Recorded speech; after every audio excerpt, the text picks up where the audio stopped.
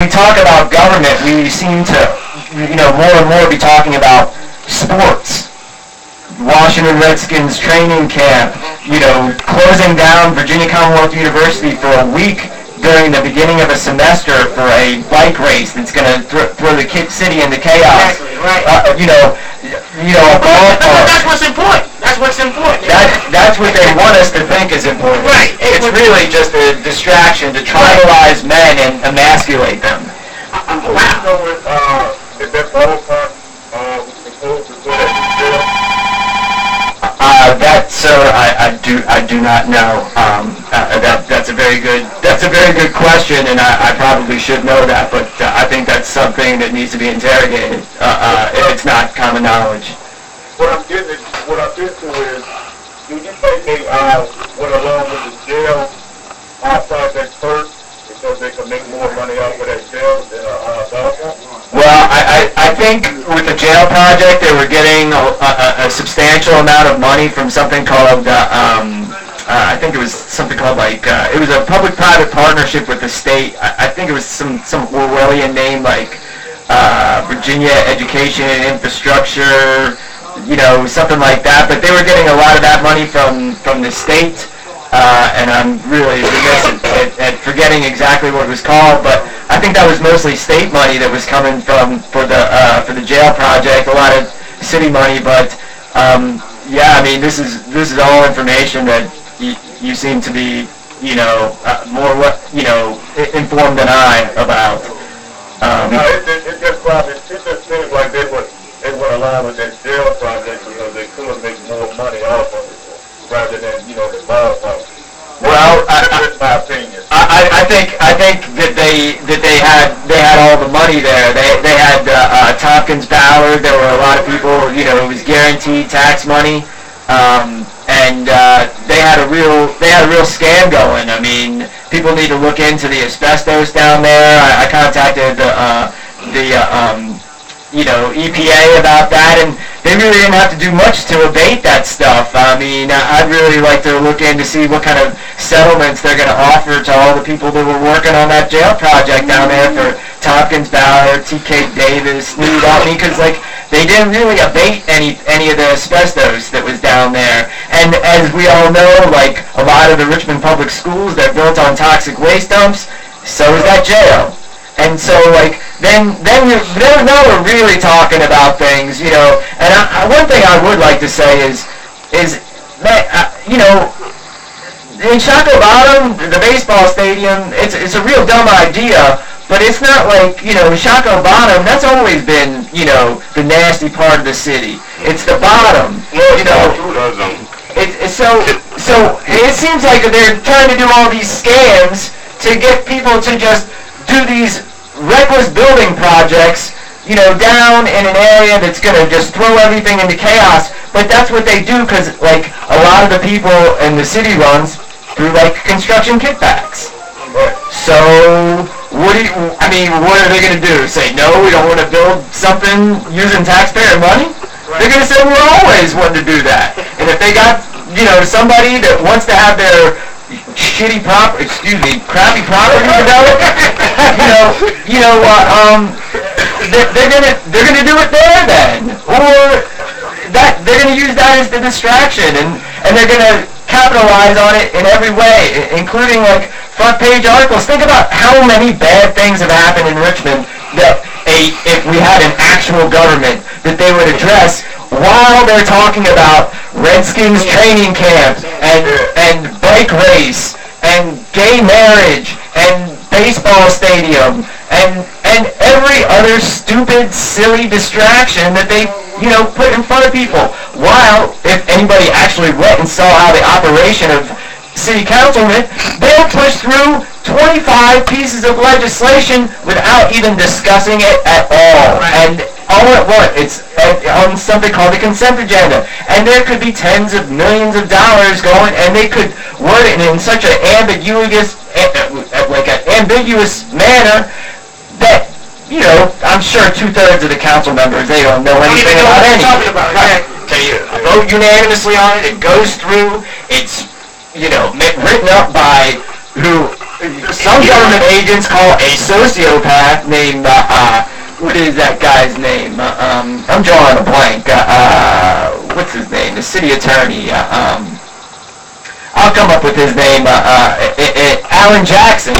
And you know, it's just something. Oh, by the way, the city auditor Umesh Dalal started investigating the election fraud in 2012. Started investigation. I met with multiple people in the auditor's office. We've met for at least 2.5 hours on multiple occasions. I laid out all the election fraud, and Dalal tells me that Jackson, the city attorney, ordered him to stop the investigation, conflict of interest, because they are representing the parties investigated, which is the Richmond Electoral Board and the Richmond Registrar. So just, you know, basically anytime there's any real investigation into the city, it's just a fraud because of the conflict of interest, and the city attorney will order it to be stopped. And he's the one that is pushing forward this jet. Man, Reva doesn't know what's going through there. None of those people do. They don't know. Because if they did, I challenge them every time. You're not, this is tens of millions of dollars that's going to go through, and you're not even going to discuss it. Can Reva be trusted? No, absolutely not. None of them can be trusted.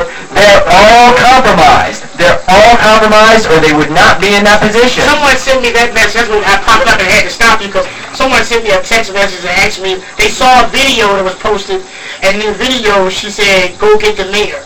Oh, yeah. Reva is like... And you went down. You went down. But I was wondering because, see, I've had her on my show as well.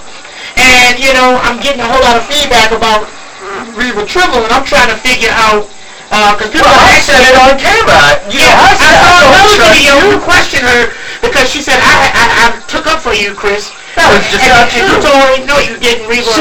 She's a spokesperson for the Richmond Police Department on there. You know, I mean, and she's, you know, I say everything's relative, and I've gotten a lot of information from Reva and Henry Meese over the years, and have been put in some of these positions where people say, hey, how did you get here? That's how, sometimes. Is she selling out? Obviously, everyone who is serving in the government is selling out. Everyone who is pushing forward those consent agendas, you know, some people play both sides, and it's a good political tactic. And some people just are like silent and say... Which is a good thing to do because both sides are always the same side anyway. And I think that what I mean by that is, it's all just nothing more than a game. It's a game. It's a word game. And you know what's interesting about this, because I've had conversations with her right here on this show, and I've given her a lot of credit for things that were done in the community, and especially in some of our inner city areas, as far as the people trusted her. And, you know, we shouldn't. And you say they shouldn't. No, they should not. So she's not. And so if y'all are listening out there, this is why we, listen, I'm not in any cahoots with Chris Dorsey. I invite everybody to come on this show. I invited Rosalind, the delegate, no, not delegate, but Rosalind Dance, I invited her to come on to talk all she needs to. I'm not just in with certain people, it's just that these are the people who take initiative to come on and talk. Right. And so, please, don't... What does that tell you? What does that tell you? That either somebody's hiding something, or number one, or number two, they have nothing absolutely to say. I mean, before I started saying all of these things on camera, I would say all of these things to all of these elected officials, whether it be the current so-called governor McAuliffe. I mean, I've had all these people lie right to my face multiple times. I don't know how I get in contact. Like I said, sometimes people like to stir stuff up and put me in different positions. And one time, I thought I heard through the grapevine, this is all hearsay, you know how that can go, but sure. I heard that, you know, Reva was on the bad list, and that she was kind of being pushed away from the machine. But now I'm hearing that she's being kind of greased back in, if you will. Yeah, that sounds pretty accurate. We did see, and I mean, I don't know exactly what happened, but I saw some evidence on one of the occasions that Richmond police, violated my First Amendment rights at the Richmond Democratic endorsement meeting in, 2012. And they were all the Democrats that were in positions of authority, including the police, were going after Reva. And I think this was a little mayor's faction. That's the way it seemed. But, to say it's the mayor's faction is to discount the people who are pulling the strings behind the mayor, the Jewish lawyers who are always pulling the strings, and when I say Jewish, so-called Jew fake Semites with the same DNA, also called the Ashkenazim. When you go above them, what do you have? You have the Federal Reserve Bank of Richmond, who runs that same DNA bloodline. Go above him, Janet Yellen, Stanley Fischer, same. So when I say that, I say Reva's not ready to challenge the real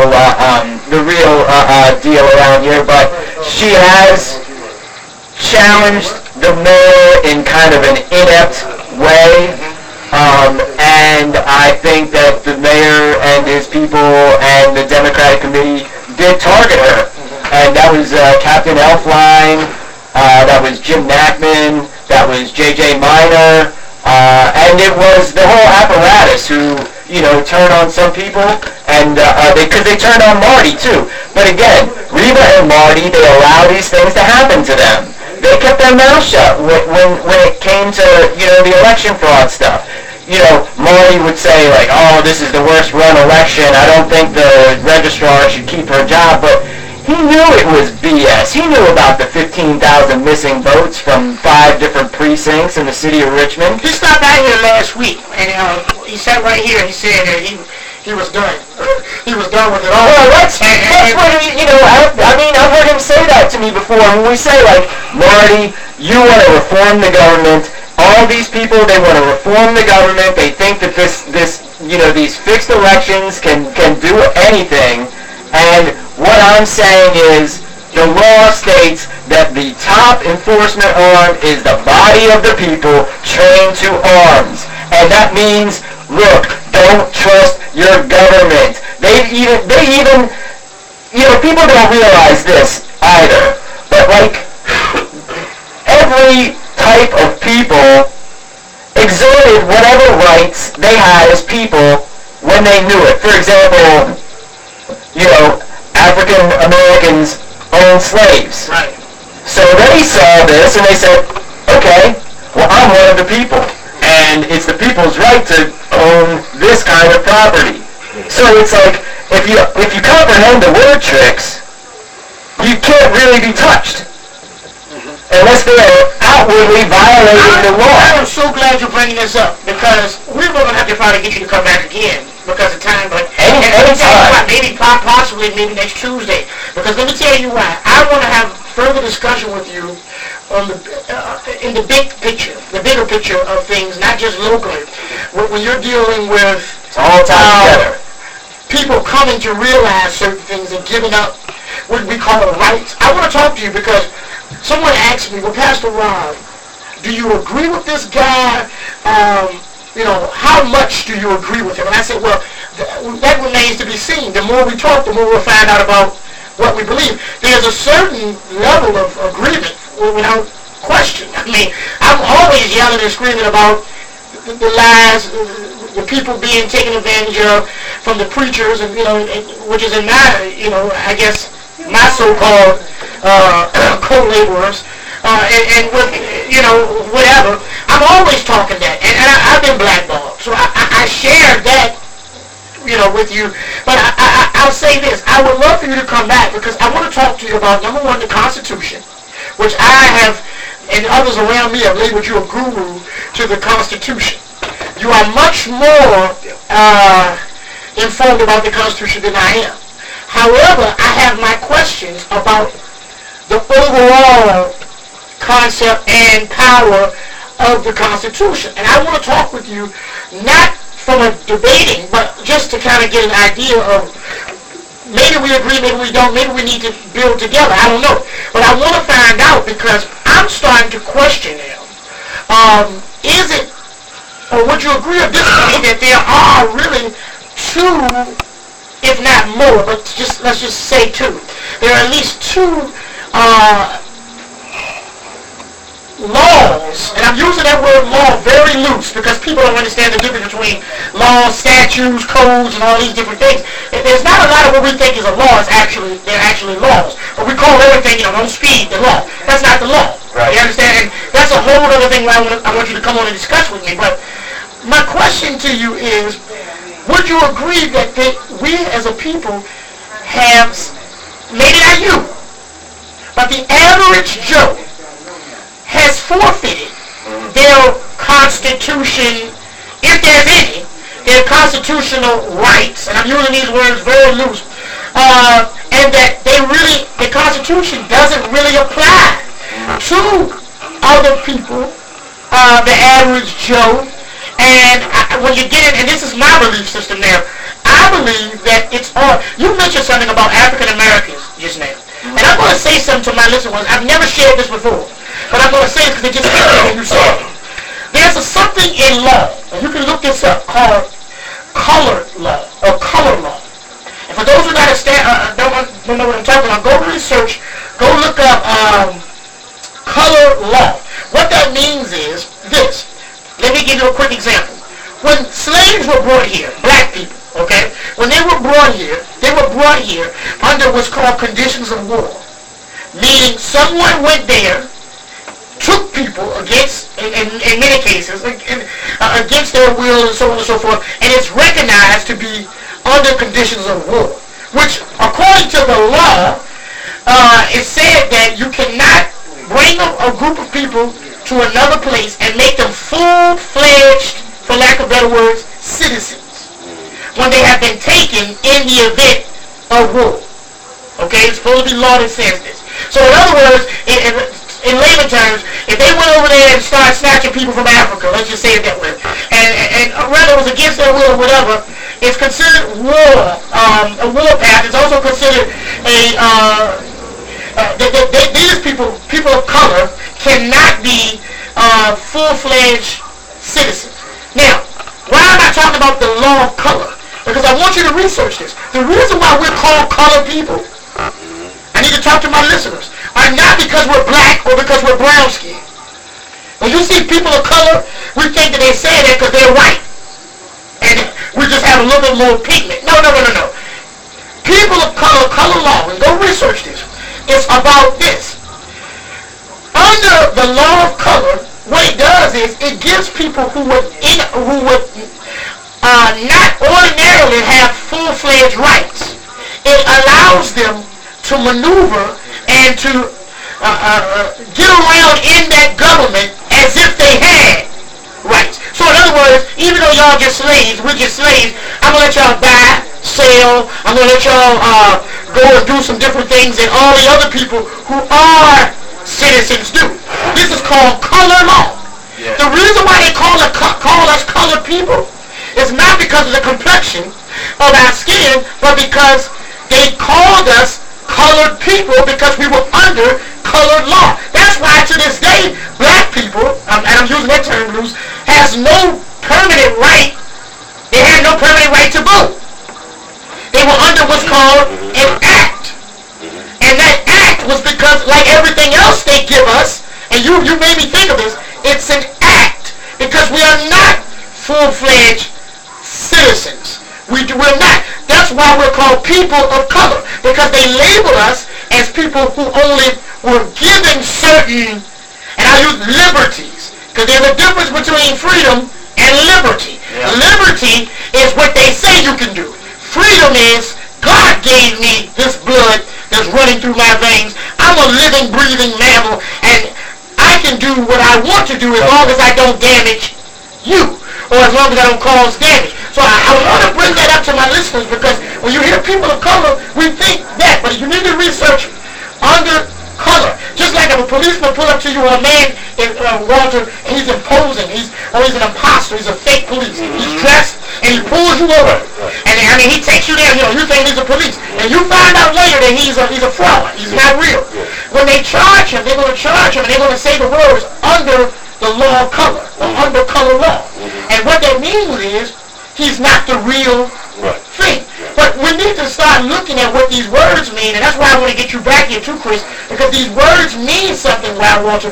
When you look at the word senator, the word senator means actor. Okay? And another thing I want to bring up, because when I'm listening to you, I'm listening to what it all boils down to: the baseball field, the football field, the strip club down there that we're fussing about, everything, the traffic tickets, everything boils down to commerce. And it boils down to money and what they're doing. And I'm going to shut up, but what they're doing is, listen, people have no idea. When the speed limit says 65, that's not a law. It's a way to extract funds, money from people every opportunity they get. And I'm telling you, they're doing it. Ladies and gentlemen, if you only knew, and I like the word you use, and I hope that you will be able to expound on that, if not today, soon, contracts. Because I think that's very important, and people need to understand they're entering, and they are many times what they think they have. When they say sweet land of liberty, they think they're talking about freedom. But the Statue of Liberty sits in water. Because it's part of what's called maritime admiralty, which is the law of high seas or water. Right now, the Navy has already marked on land. Because somebody said, but we're on land, so isn't this the law of the land? No. The Navy has already marked. Okay, their brass cap watermarks already surveyed all over the land. So that they're pretending to say that you're still underwater even when you're on land. That's not a conspiracy, that's a fact. And so I can go on and on, but Chris, I want you to come back, and I want us to talk about how this stuff works. And I want to find out from you, could you just talk a little bit about this Constitution and why, if it's as powerful as you say it is, why does it look so weak? And why do judges, why when we go into the courtroom and you got some guy getting hauled out and he's yelling, what about my constitutional rights? And he said, not in my courtroom. Right. How does that happen? That happens because they're not operating under constitutional law. You hit the nail on the head. It's admiralty law. It's maritime law. It's the law of the sea, and that's different from the law of the land. Bringing up, and it's to get to the point. There are multiple stages of the court. It's the admiralty law, then it's the maritime law, and you can change the form of the court. But at the end, why are these people wearing these, in the British colony, the wigs, but they're all wearing the black robe. What does that mean? That the black robe is a clergy position. Yes. And they are high priests in the court of Baal. Yeah. Baal. But I want people to know that because we pronounce it sometimes a little different. But what he's talking about is Baal worship. Baal worship. That's what it's. That's pretty much everything. And actually, what you all need to do is listen to what he's saying, because I agree 100%, Chris. They need to go look at, and I'm a firm believer there's no separation between church and state. I'm not saying there should be, but there's none. And then when you go into the courtroom, it looks like the Jesuit, it looks like the Catholic, the cathedrals and the different synagogues and these different things. That's the correct word, because they're operating at the top levels under Talmudic law. Okay. And then Talmudism, that is, don't take my word for it. Read what it says in the Talmud, how they feel about Jesus Christ, how they feel about all sorts of bizarre sexual perversion. Because the government itself, notice he says sex, and we're just going to jump. Okay, yeah. You're dealing with sex. You're dealing with commerce. The word commerce in a law dictionary means sex. Right. And so does Congress. Sure, Congress, sexual Congress. That's why you have to have an act of Congress, a sexual act. Can we go back to the Statue of Liberty, which is a representation of ISIS and a representation of the hermaphroditic God of the Masons? It represents, also in a way, the Statue of Liberty is a hermaphrodite. Represents, Baphomet, the hermaphroditic God, And these are all just, you know, if you'll see the Star of David, you think, oh, that's an Egyptian star. It's the pyramid. It's the ancient symbol for the male and female coming together in Congress, which is a representation of the connection of the left and the right brain. Which is why when you go to D.C., you have something called a Washington Monument. And that monument is yet another sex symbol, a phallic symbol. Phallic the male penis, which is penis of the bull. which is going into the Oval Office. Right, and it's located between Maryland and Virginia. Virginia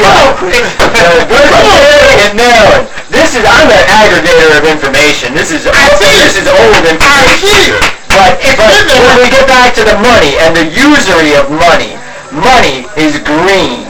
That is, you know, that green is a color. You say green card, it's an important color. Green room, like it's the waiting. And break down the word. Money. Mono. One eye. The third eye. That's what they give to you in lieu of the third eye. And what do they say about the third eye? It connects the left and the right side of the brain.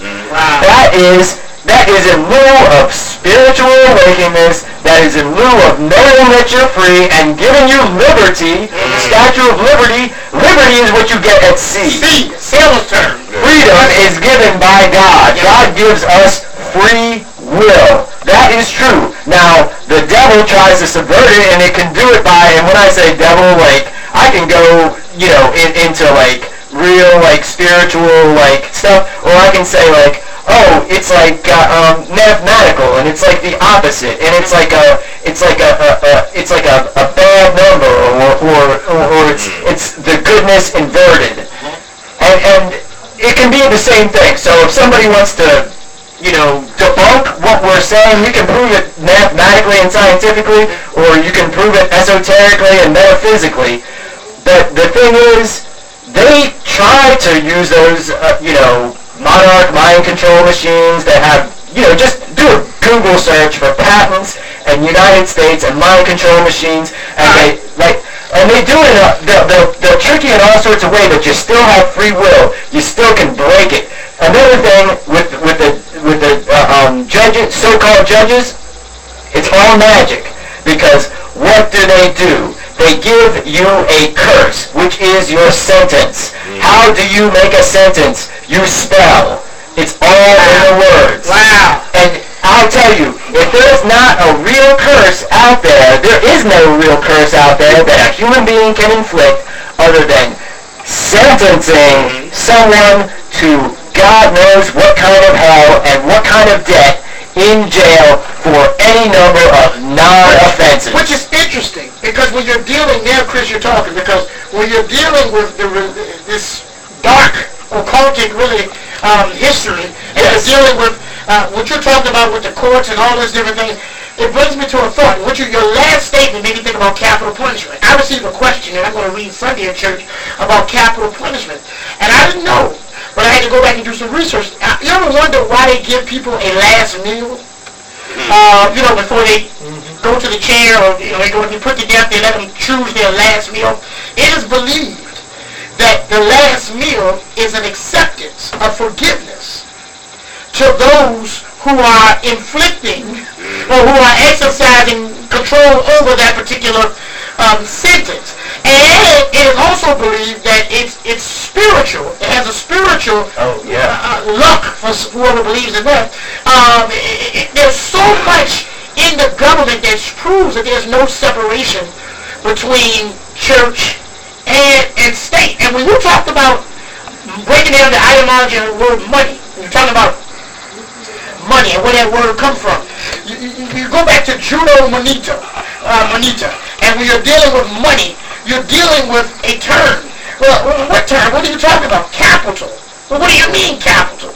Well, today, I tell people all the time, whenever they make decisions, they say, when they're on the news, they say, well, we're coming down, and a decision was made today on the hill. What hill? Well, Capitol Hill. Well, Caesar used to rule, the Caesars used to rule in Rome from a place called Capitoline Hill. And Capitoline Hill is where they would go and make these decisions. That's why when you see capital and money is spent, you call it capitalizing. You're capitalizing. All these words, Chris, you're just making it, they mean something. Yeah, and just to piggyback on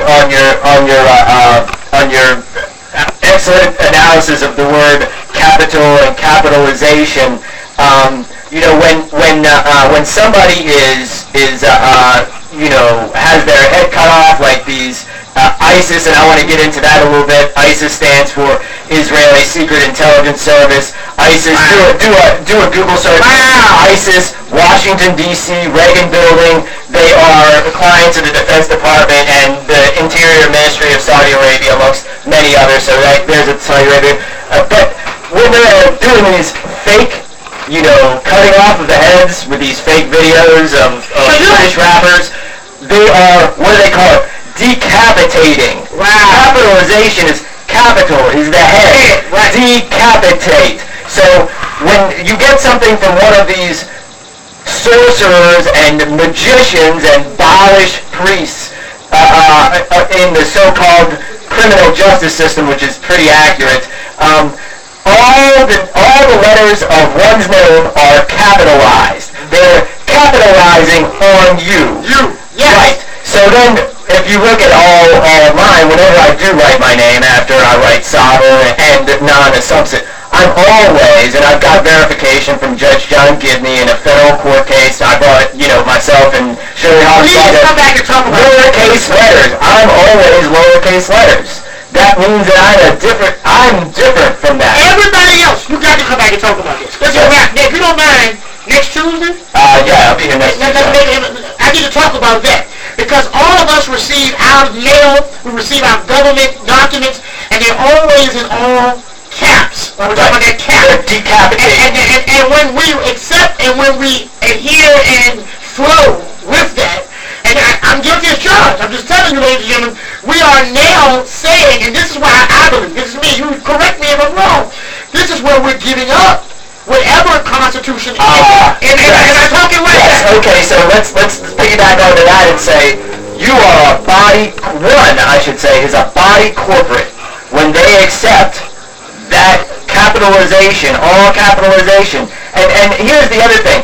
What is that usually on? It's usually on what they call a summons. And what do you summon? You summon a dead body. You summon the dead. Good. So That's good. So this is all just Which is one why it's trick. called cemetery law. The cemetery Right. law, because everything, and I told them on the radio before, I never thought about the summons. I'm learning it. The cemetery law is based around everything that's under concrete, the cemetery, which is why when you go to a cemetery plot, all of the names are in all caps. When you go to court, what are you doing? You have to file for a motion. Why do you have to file for a motion? Because dead things don't move. Right. But you need someone to represent you, represent you. Right. Because dead people can't represent or stand for themselves. It's interesting. While you're talking about words, we've got to come back and talk about this, Chris, because even the word attorney, if you go and do a search on the word attorney, it comes from the term attorney. And attorney were those who work for the king, and the king would send them out to go take women, your possessions.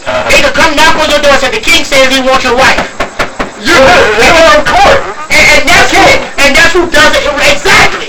And again, the court, it's nothing. It goes back to Masonic. And of course, Masonic's attached to the Knights Templar on down. So the Red Cross. We need to talk about a lot of this stuff, Chris. I urge people. I mean, I like to study all those esoteric traditions, but I think study of the Zohar and study of Talmudism is key to comprehending, because that's what's the tops around here. Okay. That's what these Sabbatean Frankists. That's what these top Sabbatean Frankists, the royal families, the Rothschilds, the Oppenheimers, Kuhnlove, Israel Mercy. That's the way they're operating. They're Frankists, Sabbatean Frankists. Let's open up the phone lines. I know y'all are listening. By the way, I had a list of things that I was going to throw out. We're not even going to get to today. So let's save some for, Tuesday, because I want to ask you about martial law. I need to ask you about the police, the force that's being issued now. The Ebola Right, Ebola is on the list. Ebola. Also, I want to talk about the fact that there are patents. Oh yeah, And whenever there are patents, working on that right now. anytime you have a patent, you're dealing with money. Sure. Again, and you're dealing with, and so I want to give Yeah, you the a T-Trick and the Rest in Monkey House, that's another good thing for people to look into when looking into Ebola. Let's do Kinda this. strange. Let's open up the phone line today. We're going to talk about this stuff. Ladies and gentlemen, I'm telling you this. No one else in the city of Richmond on the radio is covering any of this. And I'm going to say, I mean, maybe I'll say this. I haven't heard it. That's a more accurate statement. I have not heard it. At least nowhere near mainstream media at all. They're not even going to touch it. We're going to talk about all that. I'm going to have Chris to come back, talk about the court system. I'm going to talk about what happens when you're getting these speeding tickets. Ladies and gentlemen, a lot of the things that you're signing, the things that you're putting your name on, just saying yes sir to, you don't know what kind of trouble you're putting yourself in. When they call you a person, do you understand what a person is? Why when you receive your government mail, it says male or female? Because they don't recognize you as human, real-blooded human beings. Male or female pertains to animals. It does not pertain to a man or a woman. Right. And we don't have to say in legal terms. I want to talk about all that, but let me get the number out. I'm a man, and I'm one of the people, and I urge everyone to say you are a man or a woman, and one of the people, and not a citizen, because when you say you're a citizen, you are under the jurisdiction of the United States of America Corporation. Yep. And therefore, they can take away. That's why you're getting snatched out of court saying, what about the Constitution? Well, you gave up freedom to take away liberty. What is the first thing that they want you to do, whether it's a police or any government agent? They want you to identify yourself using their jurisdictional tools. Right. Which is why they send you to DMV to get your driver's permit. Listen to it. Permit. Right. Yeah. They have to permit you. That's liberty. That's not right. freedom. And then we could get into ownership, and that people never really own any cars, never really own any houses, never really own anything of any monetary value because they're only paying rent to the government. Taxes. Rent to the government, and they only have what's called equitable trust. All they have. Nobody owns anything. Let me say this. Look into what a trust is, and then you'll really start, head will really start spinning. So let me ask you this, Chris. Is it possible for an individual to own his name? What I mean by that, the rights to his name. And I'm going to bring it up because... well, in my interpretation of the law, which seems to be, verified by all of the people who actually wrote the law, and, whatever foibles and so forth they may have had, and whether they were tricking other people and saving the good stuff for themselves or not, that is the law. And the law makes sense for those who comprehend the law. And if somebody wants to say they're a citizen under the, amendments after the 10th Amendment, then basically one is just advocating all of their rights and freedoms, because if one is one of the, if an individual is one of the people, that means that they ordain government. I'm going to read, from the Virginia Constitution. Governments are instituted among men, deriving their just powers from the consent of the governed. That whenever any form of government becomes destructive of these ends, it is the right of the people to alter and abolish it. All power is vested in and consequently derived from the people, that magistrates and their trustees and servants, and at all times amenable to them. That's unambiguous. Why would you call yourself anything other than one of the people, the body of the people? Let's see, well-regulated militia, composing the body of the people, trained to arm, is the proper, natural, and safe defense of a free state, that standing armies in time of peace should be avoided as dangerous to liberty. Well, there you go. But, and at all times, the military should be under strict subordination to and governed by the civil power. It sounds like the people, when somebody says the word militia, it's like some sort of threat. It's like some sort of crazy thing. Right. But that just means If you're one of the people, it means you govern yourself and you can use a gun to do so. Right. And then if the government gets out of control, which is always supposed to be controlled by the people, then there'll always be a force that can put it down. But they are rearranging the thought pattern and programming the people, putting fear on the people. That's why you have all these programs about jail, penitentiaries, and all that. Exactly. To put fear in us, Exactly. so that we believe that we are subservient or that we are less than those who should be serving and working Under, for us. under the law, and another thing I like to urge people to say is, don't ever say you understand anything. Anything. Say it again. Yes, sir. You comprehend many things, most things. I would even say you comprehend all things, but you understand nothing. Yes, sir. Because when you understand something, you're giving it standing. Right. What do we have? What I have is what I claim. I have standing. I have standing over Jeffrey Lacker, as you've seen me call him a criminal, and even me calling him a criminal other times in a more menacing fashion, but a more lawful fashion, has been taken off of YouTube. But there was an incident or there was an action, a lawful action I took, exposing Jeffrey Lacker as a criminal, and then going forward, and after invoking that this... Who is Jeffrey Lacker? For those He is the president of the Richmond Federal Reserve Bank. My apologies. want people to know that, though. Jeffrey Lacker is allegedly the fourth, he's not a voting member of the FMOC until next year. Again, he has been. But he is in charge of the fourth most powerful of the Federal Reserve banks. And he is been called by myself on video camera multiple times a criminal, a violator of the law. That was my intent. You know, I can talk about all these other things, but when I was running for sheriff, I knew the elections were fixed. I knew that my opponents were cowardly and not very smart, and criminal. And, but my intention always was to turn the Richmond police and the sheriff's department under the law into the armed, faction, the militia of the people. And the first thing that must be done, whether we do it here in Richmond or somebody else, including government agents who have decided not to be treasonous, we must gain control of the assets and holdings of the Richmond Federal Reserve Bank. That is it. That's how it's going to end. That's how the tyranny is going to end. It's not going to end in any other way. We need the hard assets. We have go also to Americans for Constitutional Enforcement on YouTube and look up Crimes of the Fed 2014, where it documents our contact and lawful orders / questions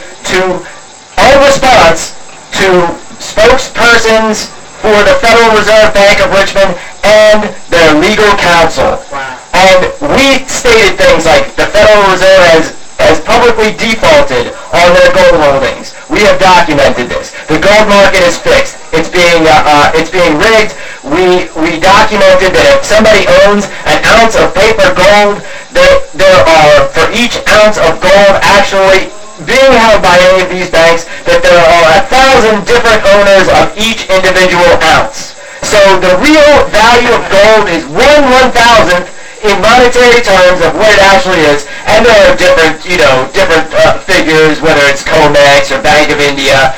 But if you go to this video, we go into all of this stuff, and there's videotape of us talking to spokespeople, asking them, why are all the top officers of the Federal Reserve Bank dual citizens of the State of Israel? Why are dual citizens of the State of Israel controlling our bank? And we can say other things other than dual citizens, but also one thing that I carry around is Stanley Fischer, who in 2013 was the president of the Bank of Israel. Before that, he was president of the World Bank and also a member of something called the Group of 30, which set all these banking. But in 2013, he was head of the Bank of Israel. In 2014, he is the vice president and the real decision maker of the Federal Reserve Bank of the United States. All right, Chris, listen. We're going to say something. They're the ones that carry out the 9/11 attacks. I want to talk about 9/11 and all that when you come back. Ebola. I want to talk about ISIS. I want to talk about, I want to go back over the Federal Reserve Bank, because I think so much I think that's like the key to like That is the key. Or like everything almost. And so I want to talk about all of that when you come back, but I want to take a few minutes to get some calls. Yeah. To see if somebody can just call and say, hey, I'm listening. Thank you, Chris. Thank you, whoever. This show, I've learned today, more today. A lot of us it's time to stand up and be counted for. Or if you have questions or comments and you would like to touch bases with us today, this is only the beginning. We're going to put them on the schedule for next Tuesday again. PT, I hope you'll be able to be more involved in that, because you were kind of saying some things even before he could say it. And I think that it's going to be interesting. But let's go to the phone lines, 804-231-7685. I want to hear from the people. Anytime we come on here for 2 hours, I got to teach Bible study tonight. Listen, I'm over here not just for my health. I'm here because this is important. Somebody needs to speak up. I hope you're not waiting on Dwight Jones to tell you. He's not. I hope you're not waiting on Lance Walker to tell you. He's not going to tell you. Amen. And I'm telling you, I also want to talk about what's going on with the medication, how they're drugging up the young people. Oh, yeah. I want to talk about all of that, and I want to know why the preachers aren't saying anything about it when they are taking advantage of our people doing it. But we'll get to all of that. We got our first caller, 804-231-7685. Caller, you're on the air. Afternoon, Pastor Rob. Hello there. Brother Tim checking in. Enjoy the program today. And hello to Brother Chris as well. I've got a question for you. So what exactly is the role of this, what's her name, Janet Yellen, or who she is, who they just appointed the head of the Federal Reserve Bank? Okay.